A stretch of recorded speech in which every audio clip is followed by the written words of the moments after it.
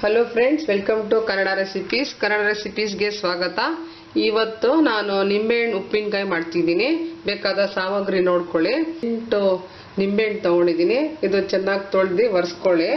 ಎಣ್ಣೆ, ಹಸಿಮೆಣಸಿನಕಾಯಿ 5, ಇಂಗು 1-2 ಚಿಟಿಕೆ, ಸಾಸಿವೆ ಅರ್ಧ ಟೀ ಸ್ಪೂನ್ ಮೆಂತ್ಯ ಪೌಡರ್, ಅರಿಶಿನ 1 ಟೀ ಸ್ಪೂನ್, ಇದು 3-4 ಟೀ ಸ್ಪೂನ್ ಅಚ್ಚ ಖಾರ ಪುಡಿ, ಇದು 2 ಟೇಬಲ್ ಸ್ಪೂನ್ ಉಪ್ಪು. ಮಾಡೋ ವಿಧಾನ ನೋಡ್ಕೊಳ್ಳೋಣ. ಒಂದು ಚಿಕ್ಕ ಪಾತ್ರೆಯಲ್ಲಿ ಅರ್ಧ ನೀರು ಹಾಕ್ಕೊಂಡು ಈ ನಿಂಬೆಹಣ್ಣನ್ನ ಬಾಯ್ಲ್ ಮಾಡ್ಕೊಳ್ಳೋಣ. ಇದು ಲೋ ಫ್ಲೇಮಲ್ಲಿ, ಇದು ಅರ್ಧ ಮುಚ್ಚಳ ಮುಚ್ಚಿ ಲೋ ಫ್ಲೇಮಲ್ಲಿ 10 ನಿಮಿಷ ಬಾಯ್ಲ್ ಮಾಡ್ಕೊಳ್ಳೋಣ. ಸ್ಟವ್ ಆಫ್ ಮಾಡಿ 10 ನಿಮಿಷ ಇದು ಬಾಯ್ಲ್ ಆಗಿದೆ ಲೋ ಫ್ಲೇಮಲ್ಲಿ. ಇವಾಗ ಇದನ್ನ ತಣ್ಣಗಾಗ್ಲಿ ಕಟ್ ಮಾಡಿ ನಾವು ಇದಕ್ಕೆ ಒಗ್ಗರಣೆಗೆ ಹಾಕೋಣ. ನಿಂಬೆಹಣ್ಣು ತಣ್ಣಗಾಗಿದೆ. ಇವಾಗ ನಾವು ಕಟ್ ಮಾಡ್ಕೊಳ್ಳೋಣ.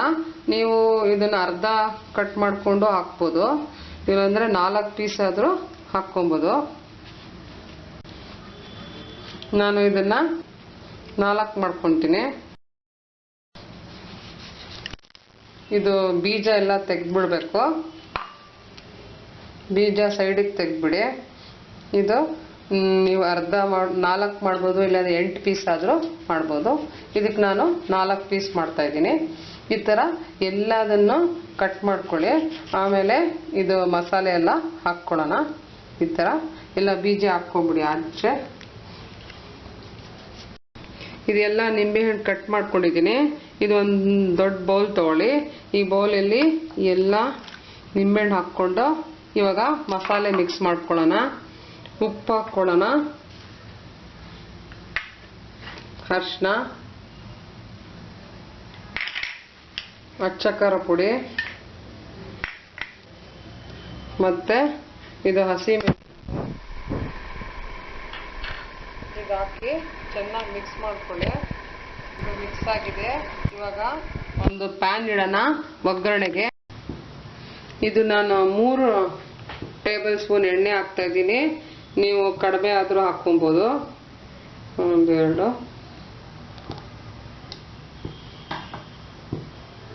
ಎಣ್ಣೆ ಬಿಸಿ ಆಗಲಿ. ಎಣ್ಣೆ ಬಿಸಿಯಾಗಿದೆ. ಇವಾಗ ನಾವು ಸಾಸಿವೆ ಹಾಕ್ಕೊಳ್ಳೋಣ.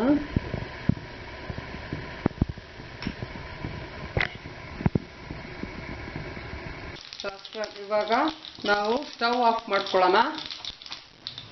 ಇದಕ್ಕೆ ಮೆಂತ್ಯ ಪೌಡರು, ಇಂಗು,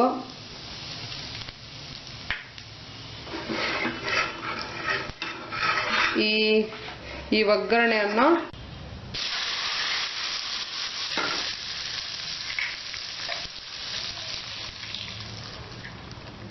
ನಮ್ಮ ನಿಂಬೆಹಣ್ಣು ಉಪ್ಪಿನಕಾಯಿ ರೆಡಿಯಾಗಿದೆ.